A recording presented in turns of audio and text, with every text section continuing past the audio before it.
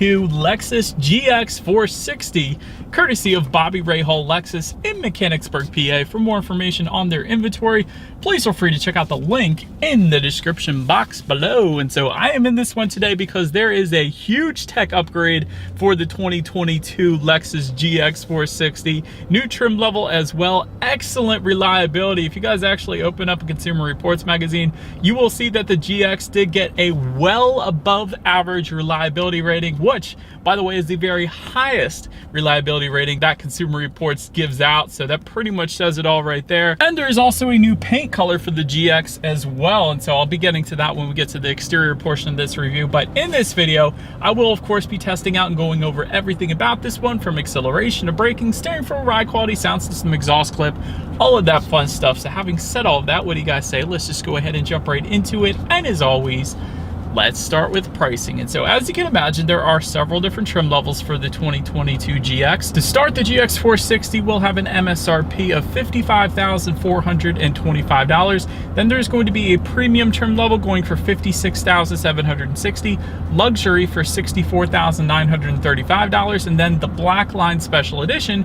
going for $59,260. But regardless of trim level that you go with, the power plant on the GX is going to be the same. Powering this beast is a 4.6 liter naturally aspirated V8, putting out 301 horsepower at 5,500 RPM, 329 pound-feet of torque, coming in at 3,500 RPM. Power sent to all four wheels through Lexus's full-time four-wheel drive system with a Torsen limited slip center differential as well for a little off-roading capability. That is pretty cool in a luxury vehicle. But power sent to the ground through a 6-speed automatic, 0 to 60 time coming in at approximately 7.2 seconds, which is plenty respectable for the size of this beast. And we'll be testing that out, of course, in a little bit here. But top speed, 110 miles per hour, with MPG numbers coming in at 15 in the city, 19 on the highway, with a driving range of 460 miles. That's actually very impressive for the size of an SUV. But anyways, before we do that acceleration, I'm coming up to a turning circle here, and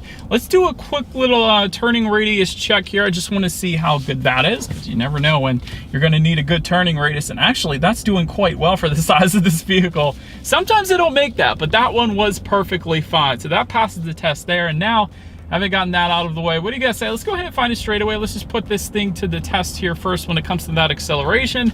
Let's see if this really does feel like 0 to 60 in 7.2 seconds. All right, you guys, I think we found our straightaway here, and from a standstill, 3, 2, 1. Not bad. Instant.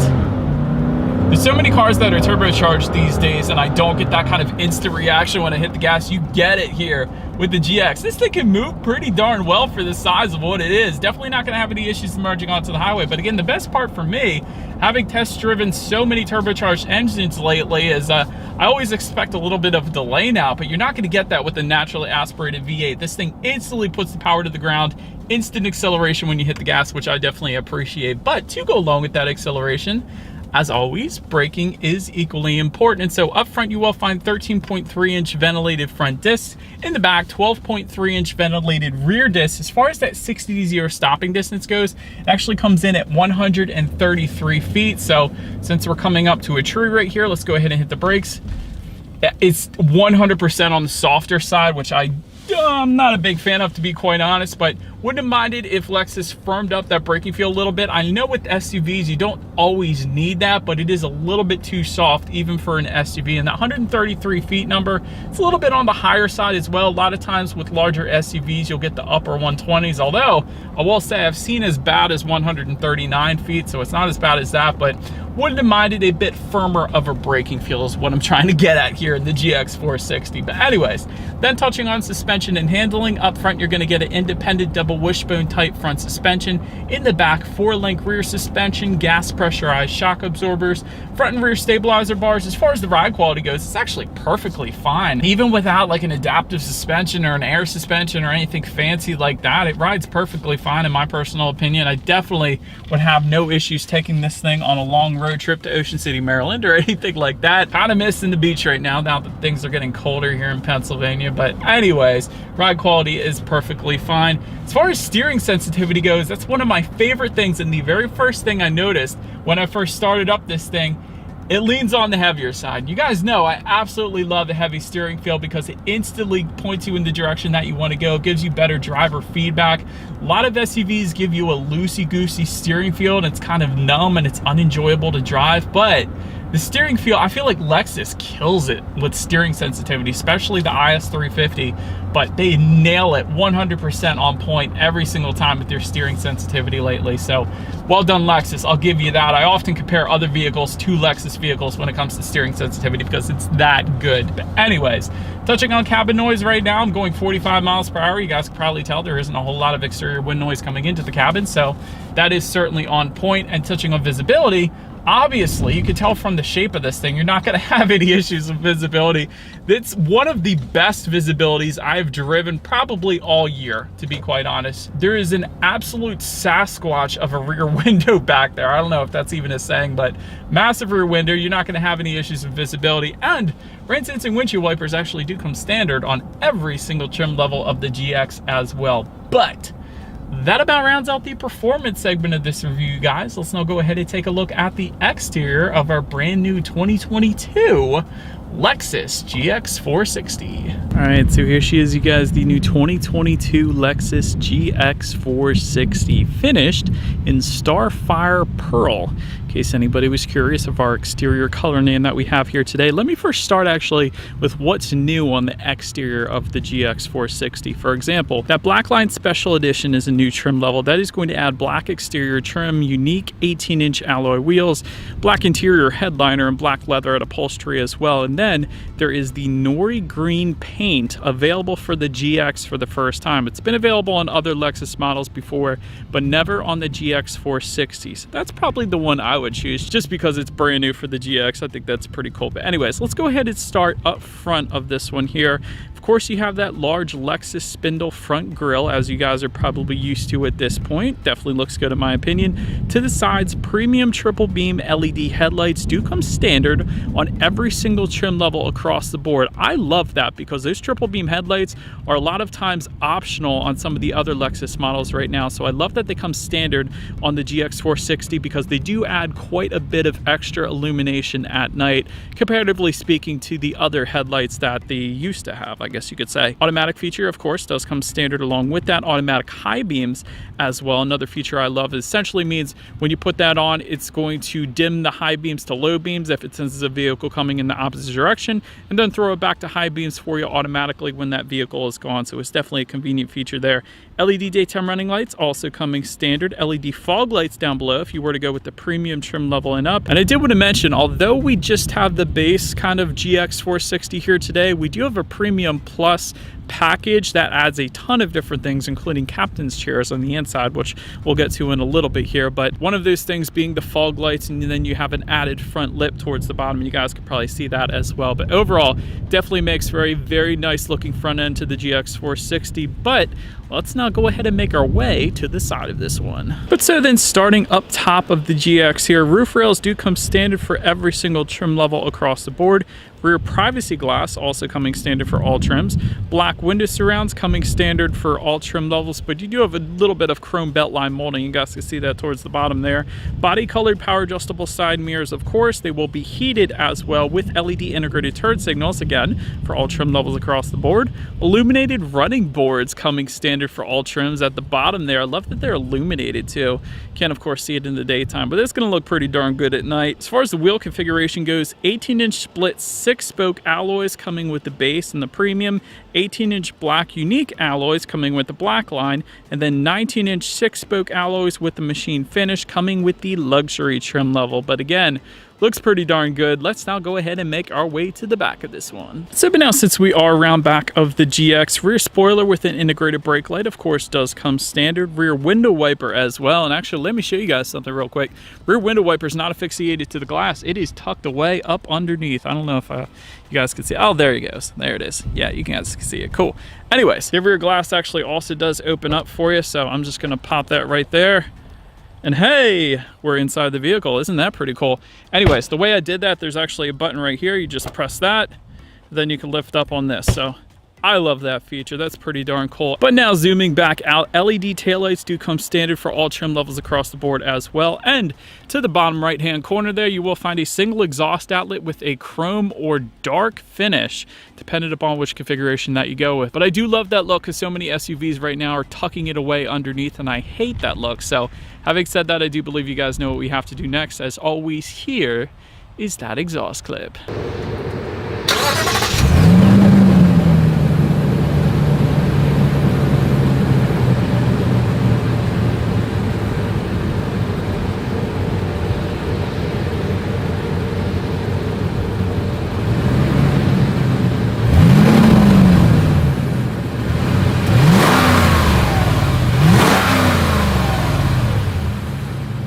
All right, you guys, so now since we are around to the back, as far as cargo space goes, by the way, the GX does have 3 rows of seating, believe it or not, for all trim levels. So as far as cargo space goes, when you have that 3rd row up, behind that it's going to come in at 11.6 cubic feet. If you were to fold that 3rd row down, that bumps it up to 46.7 cubic feet behind the 2nd row. And with all rows folded, that is going to come in at 64.7 cubic feet. And of course, in that cargo area, you will find some cargo lighting. There are grocery bag hooks. There are tie-down anchors then as well. There is a cargo cover for the luxury trim level, and then it's going to be optional with some of the other package options for the other trims, like we actually have it today, which is pretty darn cool. And if you're wondering whether or not the GX had a fix-a-flat or a spare tire, it does have a spare tire. The spare tire itself is located up underneath of the GX, and then the tools to actually change a tire is located on the inside of that rear tailgate, I guess you could say. So there's a couple little knobs on the back side of it that say open. You just turn it to the side. That's where you're going to find that. And then there's another one as well, which is much bigger, which I guess is for hidden storage, perhaps. I really don't know what that other one is for, but there's a little bit of storage within that. Maybe somebody can put it in the comment section if you know what it's for, but I definitely like it. I like that it's there. It's a little added storage, I guess you could say. But then making our way to that 3rd row legroom, that is going to come in at 29.3 inches, which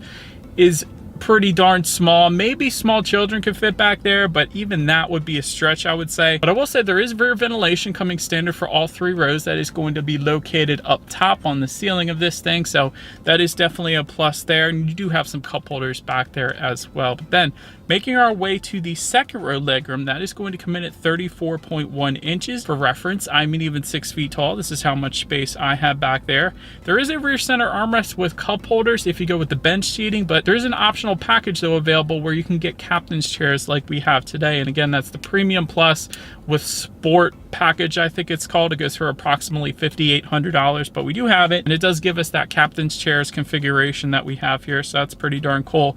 Heated 2nd row seats come with the premium trim level and up, and again, part of our package today, so the rear passengers are a little bit spoiled back there. There is tri-zone climate control as well, and we do have that, so the rear passengers can actually set their own temperatures as well. Wouldn't have minded seeing some rear window sunshades though. I feel like that might have been one thing that was left out, but overall, rear seats are plenty comfortable without a doubt, and I do like the captain's chairs configuration that we have in this one today. But now, let's go ahead and make our way to the front seats. 10-way power adjustable front seats for all trim levels. Memory settings, all trim levels as well. You gotta love that. New Lux seating does come standard. Heated and ventilated front seats come with the premium trim level and up, and again, optional otherwise, and we do again have that option, so that's pretty darn cool. By the way, those heated and ventilated seats buttons, it's going to be like this little rolly thingy located just in front of the shifter on both sides. That's where you're going to actually find that. But overall, seats are pretty darn comfortable. Not as comfortable as Lexus's F Sport seats, which by the way are the most comfortable seats in the world. I'll swear to it after driving 600 different vehicles. These aren't bad. F Sport seats are better. Wouldn't have minded if Lexus threw in some F Sport seats just for fun in this thing. But anyways, then take a look at the steering wheel. It is tilt and telescoping. It is leather wrapped and leather wood combination if you were to go with the luxury, or optional on some of the other configurations like we have today. Heated steering wheel also available for the luxury and optional on some other configurations. Overall, when it comes to that steering wheel, I love the wood and leather combination. Always have when Lexus does it. They always do that right. It is all keyless entry with a push button start. So all I'm going to do here is simply put my foot on the brake and press that engine start button located just by the driver's right knee there. And so once started up, Tachometer is all the way to your left, speedometer all the way to your right. Digital speedometer front and center. To control what is on that digital speedometer, there are steering wheel mounted controls found on the right side of the steering wheel there. It gives you a ton of different information, trip A, trip B, how many miles you have left until you hit empty. Apparently we have 386 right now on basically a full tank, so maybe that's good to know as well. There is a digital speedometer that you can display up there if you wanted to. There's also your tire pressure information for each individual tire, but also the spare tire as well. I don't think I've ever seen a vehicle out there that have given tire pressure for a spare tire. That's wonderful, Lexus. Well done. I've never seen that. That's pretty cool. Anyways, safety information, the list goes on. So pretty much everything you could possibly want up on the digital portion of those gauges there. But then making our way to overall interior quality. Power moonroof does come standard for all trim levels across the board. There is an overhead sunglass holder with the school bus mirror. I always like that. Spying the rear passengers a little bit there. Home link controls for up to 3 different garage doors found at the bottom side of the rear view mirror there. Dual zone climate control is going to come standard, but 3-zone climate control or tri-zone climate control comes with the premium trim level and up, optional otherwise. Illuminated door sills coming with the luxury and the black line. Ashwood trim coming with the black line and optional otherwise yet again. I do not see a wireless phone charger, however, so that's a little bit peculiar. I would have expected to see that in here somewhere, but overall interior quality is 100% on point. It's a Lexus. Lexus always does it right. I like this wood trim found on the doors just above the passenger side glove box as well, and just below that you actually have some nice soft touch leather with some contrast stitching. That also looks very good as well. And even these door handles, they're designed to kind of look like samurai swords. I'm sure that was the intention, seeing as this car is 100% made in Japan, so definitely looks good there as well. Just in front of the shifter, you have a little bit of storage, 2 USB charging ports, auxiliary port, 12-volt power outlet as well. Just behind the shifter, you do have dual cup holders, and within the center armrest, there is a tray up top, but absolute mammoth ton of storage within that center armrest. So that's pretty cool too. But now let's go ahead and make our way to the infotainment screen, because like I said, this is where the big change comes in for the 2022 GX. There is a brand new 10.3 inch color touchscreen display, so a much larger, much more high def screen is now coming standard for every single trim level across the board. You gotta love that. And it is touchscreen, like I said, but there is still that touchpad controller located just to the right of the shifter as well. So either way is perfectly fine. Bluetooth and audio streaming does come standard up there. Android Auto, Apple CarPlay also coming standard. Factory navigation system also coming standard across the board. You can find some driving statistics up there. There's some climate control information you can find up there, and of course your radio information as well. And so here's the fun part for me, at least. 9 speakers are going to come standard for all trim levels across the board, but it is fun today because we actually have the optional 17 speaker Mark Levinson sound system. So essentially it's going to be optional on all trim levels. For the premium and the luxury, it's available as a standalone option for $1,145, but for this base that we have today, it's going to be part of that Premium Plus package that goes for the $5,800 that I was mentioning to you guys. Bunch of stuff comes with that, but it is a 17 speaker sound system with 330 watts. So having said that, what do you guys say? Let's go ahead and turn on the radio, see what we got playing today, and let's test out the clarity of this one.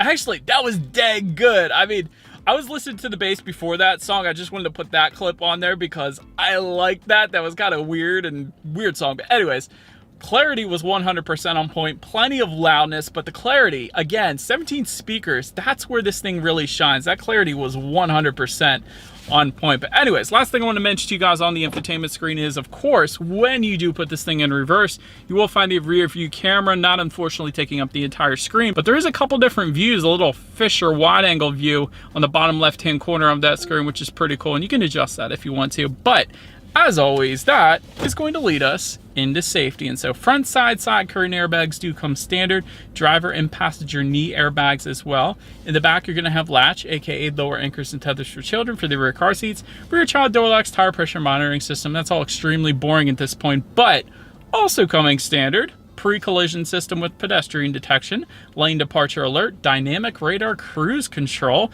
blind spot monitoring system with rear cross traffic alert, and intuitive parking assist as well. And so overall, When it comes to my final thoughts here of the GX460, well above average reliability. You are not going to beat this thing when it comes to reliability. So, and it's even better because it's a luxury vehicle with reliability. You don't always get that, so that's pretty darn good. Off-road capable as well, which again, you're not going to find that in luxury vehicles, an off-road capable luxury vehicle, which is kind of cool if you're into that. Standard safety is great on this thing. Great masculine design in my personal opinion. Maybe not everyone feels that way, but I do like the design of it. As far as room for improvement goes, the rear seats are a little bit snug, maybe not the second row, but 100% the third row. It's basically unusable, I would think, in my opinion. Not too great on the fuel economy, of course, but that of course is what you're going to get with a naturally aspirated V8. Digital gauges, I think it's about time Lexus threw them on here as well. Full digital gauge cluster that's customizable, so the driver can tailor the colors and the display to however they want the display to look. Ambient lighting also would be pretty cool on the rear window sunshades. But that is about it for this one, you guys. Thank you so much.